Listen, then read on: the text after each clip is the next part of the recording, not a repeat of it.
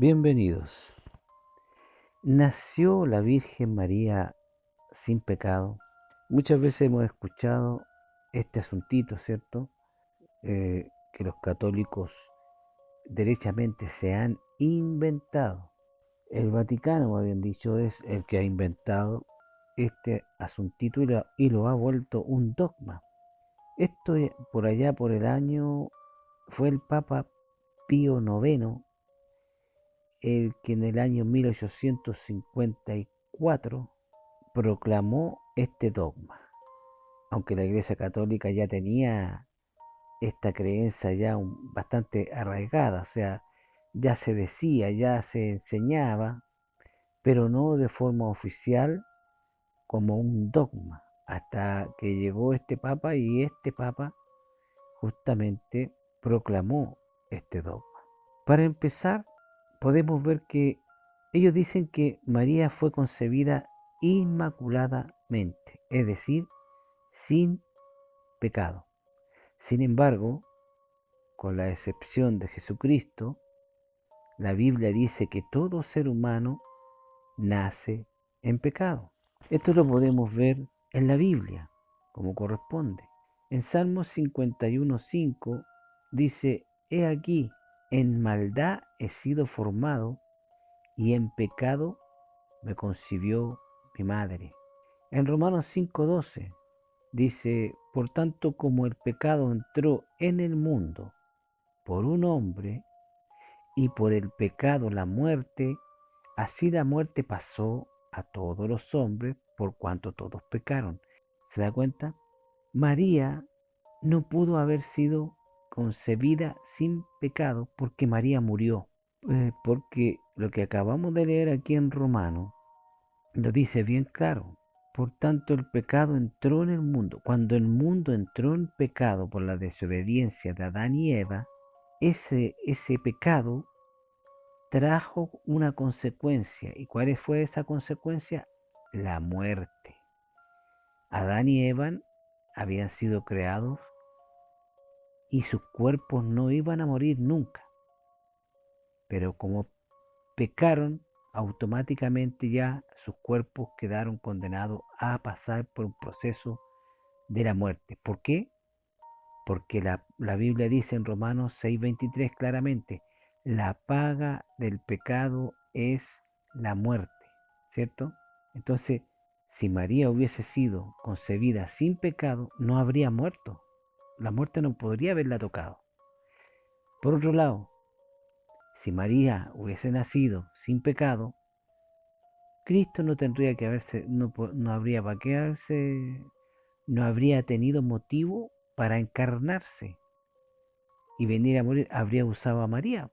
Pero María, aparte de ser una mujer bendita entre las mujeres porque tuvo la oportunidad de servirle al Señor en lo que dice relación en la concepción de Cristo, ella no era sin pecado. Y la Biblia deja esto bien claro de muchas maneras. Primero, David declaró que para todos los seres humanos, he aquí, en maldad he sido formado y en pecado me concibió mi madre. Salmos 51:5, como leímos anteriormente. Pablo, el apóstol, afirmó que todo ser nacido de padres naturales desde el tiempo de Adán pecó en Adán porque como el pecado entró al mundo por un hombre y por el pecado entró la muerte, así la muerte fue pasando a todos los seres humanos porque todos tienen el pecados. Romanos 5:12, ¿cierto? Lo leímos hace un rato. Ahora, no hay absolutamente ninguna señal en la Biblia, ninguna profecía de que María era una excepción a la regla de que todos pecaron y que están destituidos de la gloria de Dios, como dice Romanos 3:23. Si hubiese Dios, como dicen los papas, sobre todo aquel papa que estipuló este dogma, que Dios simplemente a Dios decidió que María naciera sin el pecado original. De partida, cuando Dios estipula algo, lo cumple. Y Dios está estipulando de que la paga del pecado es muerte, y por cuanto todos pecaron. Ahora, en el caso de Cristo, la Biblia señala repetidamente que era humano y que era sin pecado. O sea, para que veas tú cómo es la diferencia entre lo que enseñan los hombres y lo que enseña la palabra de Dios. Por ejemplo, 2 Corintios capítulo 5, verso 21 dice, hablando del Señor, al que no conoció pecado, por nosotros lo hizo pecado para que nosotros fuésemos hechos justicia de Dios en él. En Hebreos capítulo 4, verso 15 dice, por tanto, teniendo un gran sumo sacerdote que traspasó los cielos, Jesús, el Hijo de Dios, retengamos nuestra profesión. Primera de Pedro 3:18 dice, porque también Cristo padeció una sola vez por los pecados, el justo por los injustos, para llevarnos a Dios, siendo a la verdad muerto en la carne, pero vivificado en el Espíritu. Y primera de Juan, capítulo 3, verso 3 dice, y todo aquel que tiene esta esperanza en Él, se purifica a sí mismo, así como Él es puro.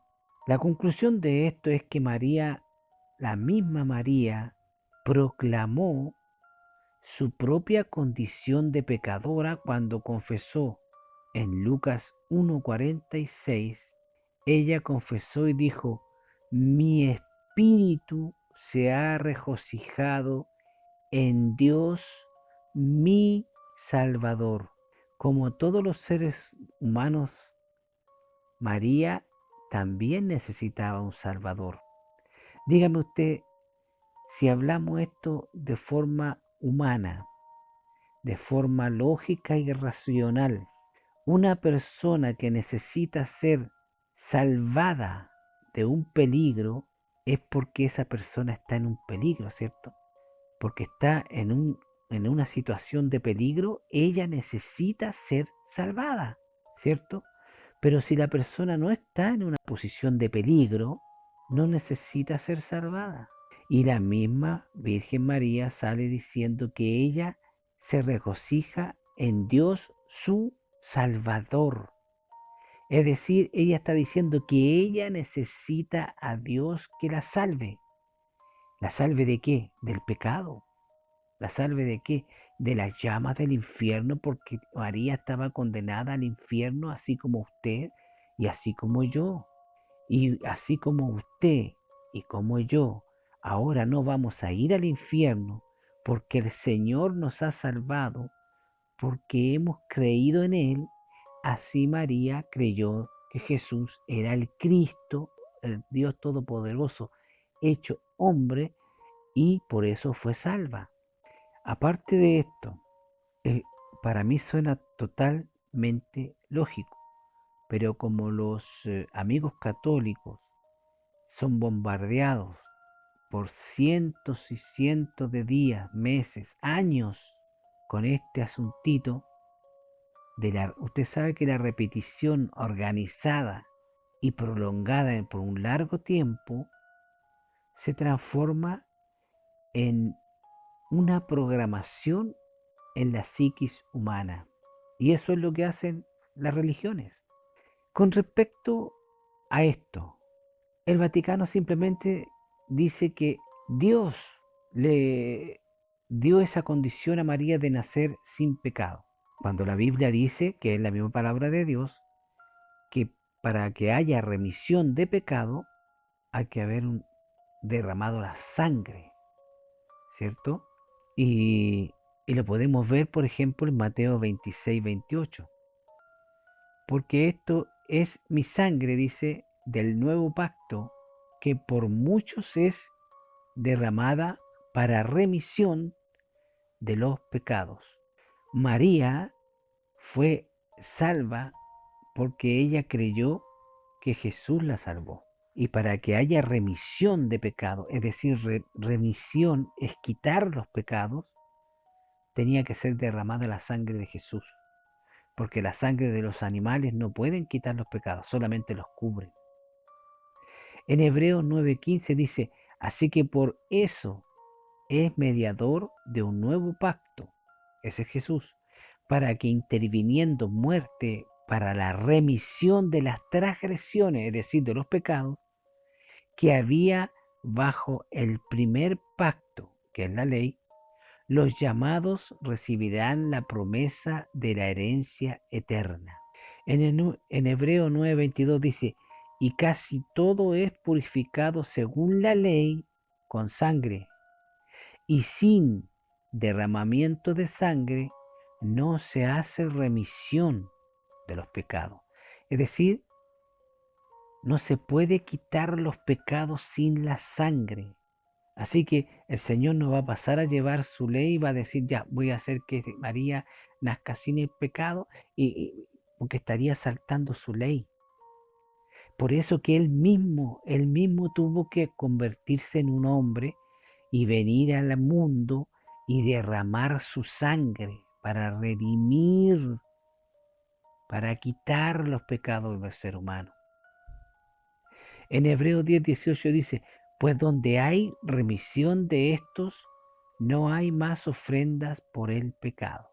Cuando el Señor ha hecho la única ofrenda para quitar los pecados, el ser humano ya no puede hacer nada para quitarse los pecados, ni de los propios, ni de los demás. Solamente la sangre de Jesucristo. Entonces, claramente, en la Biblia no existe ninguna profecía que diga que María nacería sin pecado. Solamente existe una profecía en Isaías 750 años antes de Jesucristo, que una virgen concebiría y daría a luz un hijo, el cual sería llamado Emmanuel, que significa Dios con nosotros. Esa es la única profecía. El único santo y sin pecado aquí es Jesucristo y nadie más. Por eso que Él vino, porque todos, por cuanto todos pecaron, están destituidos de la gloria de Dios. Estamos hablando de todos los seres humanos, desde el primero hasta el último.